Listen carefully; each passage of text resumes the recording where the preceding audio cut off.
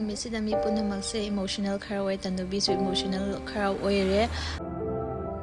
le yam dike je close oine yabako tanubi gi single ga chanubi gi sinasu nungshi ado haji chanubi gi mo single gi kapi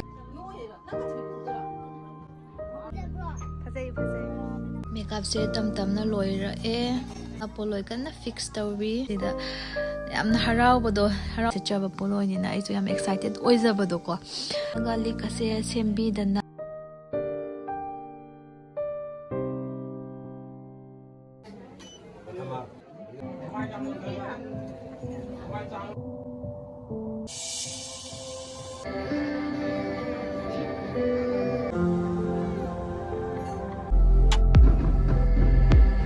Hi guys, welcome back to my channel. Adong ai se guhati da yora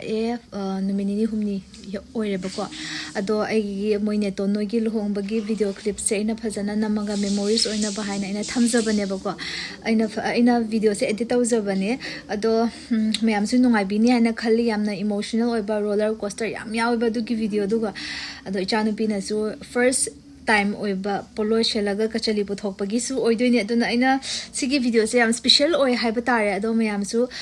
yengbio ado yamna wa sangda da video se sum haujarage ado mayam soidan yengbiramo mayam ayuganta da sujar town yozare ado khoise chaklaman nei mai cha se chidei sum dosa charage an ko mafam su yam nale ek su oibanina dosa do dum charage na chabagi sin mate kamane to mayam lohong fam dagi sum ai video se namba hausare ado lohong bagi moi ready to khonna polo dagi kari dagi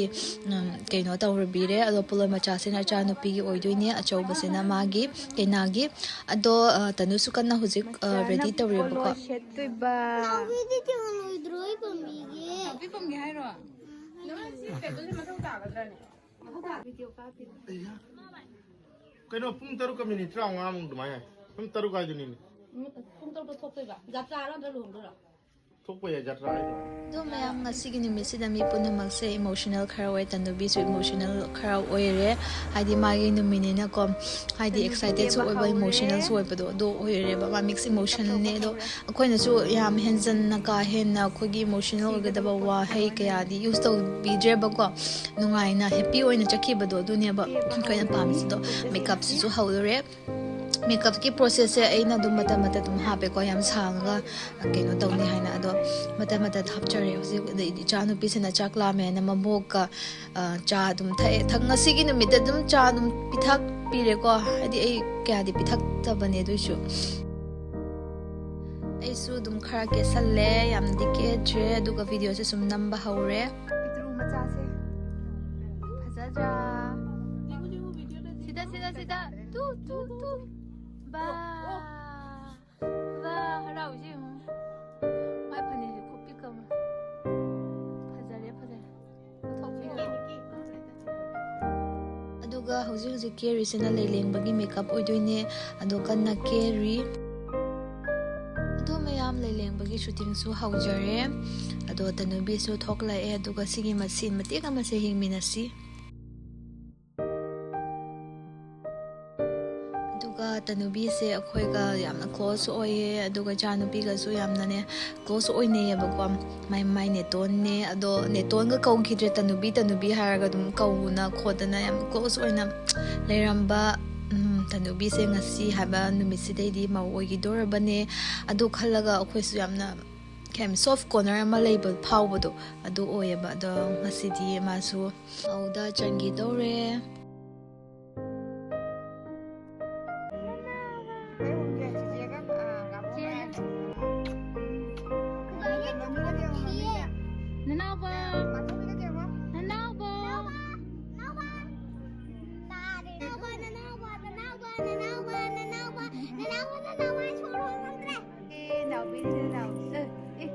cái tàu ini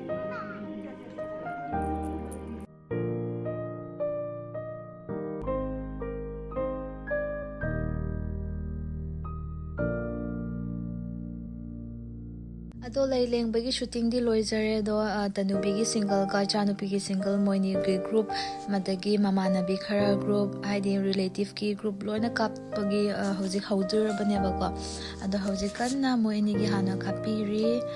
ꯌꯥꯝꯅꯁꯨ ꯅꯨꯡꯁꯤꯌꯦ ꯑꯗꯣ ꯍꯧꯖꯤꯛ ꯏꯆꯥꯅꯨꯄꯤꯒꯤ ꯑꯃꯨꯛ ꯁꯤꯡꯒꯜꯒꯤ ꯀꯥꯞꯄꯦꯕꯀꯣ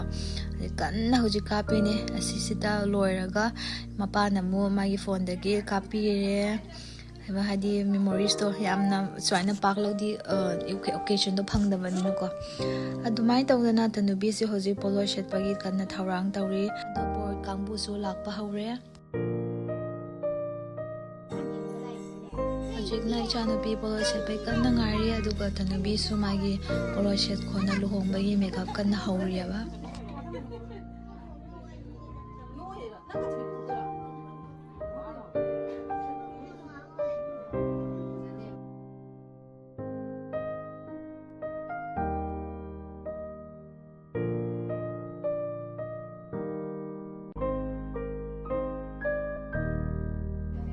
ꯃꯦꯀꯞꯁꯦ ꯇꯝ ꯇꯝꯅ ꯂꯣꯏꯔꯛꯑꯦ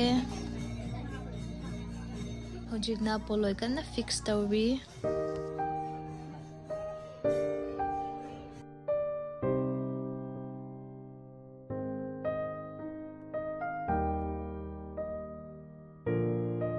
ꯄꯣꯂꯣꯏꯁꯤꯗꯤ ꯁꯥꯊꯤꯅꯗꯤ ꯐꯖꯔꯦ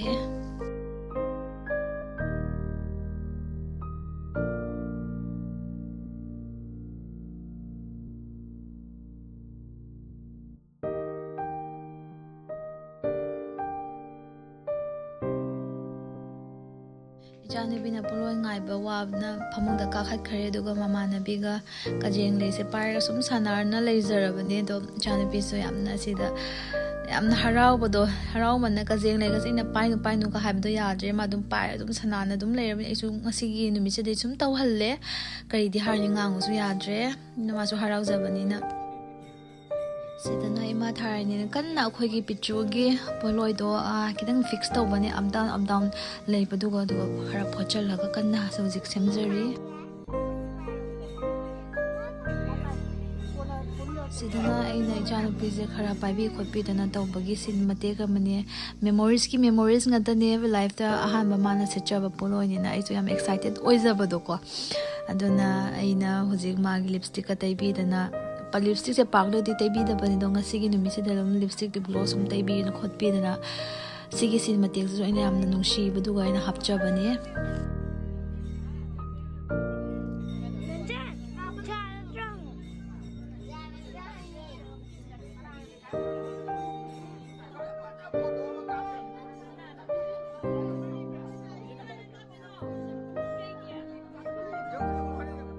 ꯁꯤꯒꯤ ꯅꯨꯃꯤꯠꯁꯤꯗꯁꯨ ꯏꯃꯥ ꯊꯥꯔꯤꯅꯤꯁꯦ ꯑꯩꯈꯣꯏ ꯄꯤꯆꯨꯒꯤ ꯈꯜꯂꯒ ꯌꯥꯝ ꯋꯥꯕꯤꯈ꯭ꯔꯦ ꯍꯥꯏꯗꯤ ꯄꯣꯠꯁꯦ ꯀꯩꯅꯣ ꯇꯧꯅ ꯂꯧꯕꯅꯤꯅꯀꯣ ꯑꯞ ꯗꯥꯎꯟꯁꯦ ꯈꯔ ꯂꯩ ꯐꯨꯠꯇꯕ ꯌꯥꯗꯕꯒꯤ ꯃꯥꯏ ꯂꯦꯡ ꯍꯥꯏꯠ ꯑꯗꯨꯒꯨꯝꯕꯗꯣ ꯈꯔ ꯁꯦꯝ ꯈꯣꯠꯅ ꯇꯧꯕꯅꯦꯕ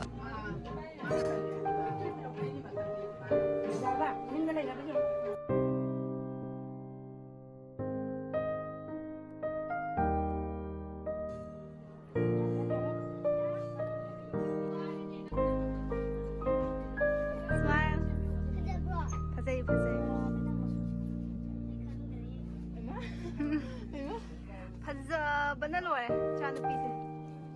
ꯏꯆꯥꯅꯨꯄꯤꯒ ꯃꯥꯟꯁꯤꯜꯂꯛꯇ꯭ꯔꯦꯗ ꯍꯣꯏ ꯐꯣꯇꯣꯁꯨ ꯐꯖꯅ ꯀꯥꯞꯄꯤꯔꯦ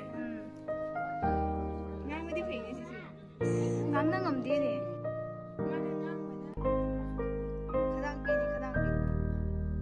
ꯃꯃꯥꯟꯅꯕꯤꯅꯒ ꯂꯤꯛꯀꯁꯦ ꯁꯦꯝꯕꯤꯗꯅ ꯈꯣꯠꯇꯅ ꯇꯧꯕꯤꯕꯁꯤꯡꯒꯁꯦ ꯑꯩꯅ ꯅꯨꯡꯁꯤꯃꯟꯗꯅ ꯇꯨꯃꯤꯟꯅ ꯂꯦꯞꯄꯒ ꯁꯨꯝ video ꯀꯥꯞꯆꯕꯅꯦꯕ ꯅꯨꯡꯁꯤꯃꯟꯅ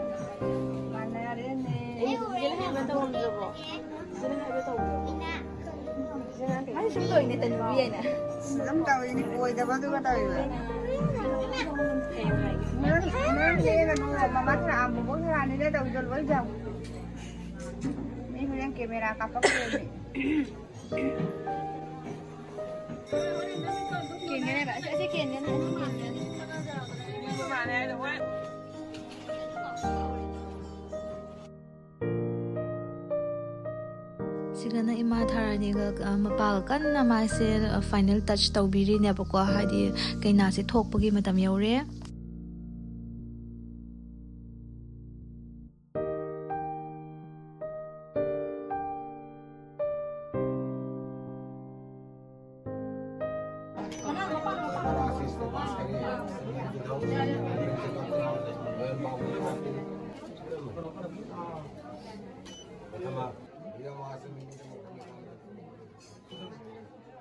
Nhưng mà hồi lúc tắng ngoài hay hay đang ngoài hay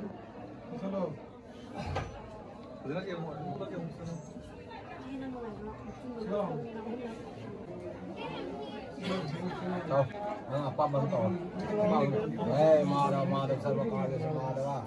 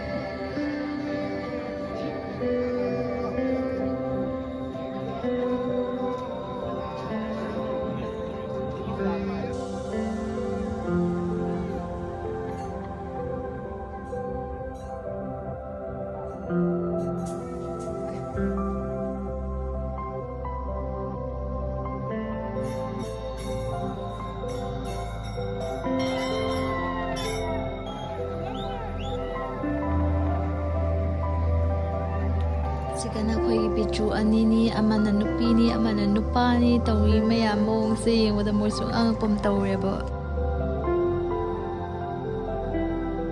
ตัวลูกหงบัดเสียหายเฟลอยระเอไกนากาบัวกากว่าลานาบกี้มาตั้งยอรักตัวเร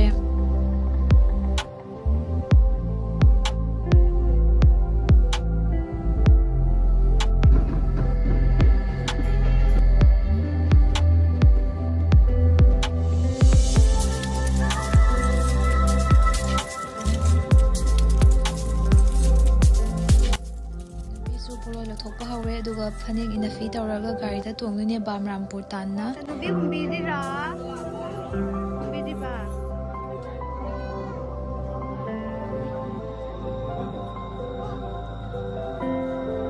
จะดูบีดีสิเดน่าไอ้นั่นหลายปอดปูบางทีวิดีโอคลิปมาเต็มมาจ้ามา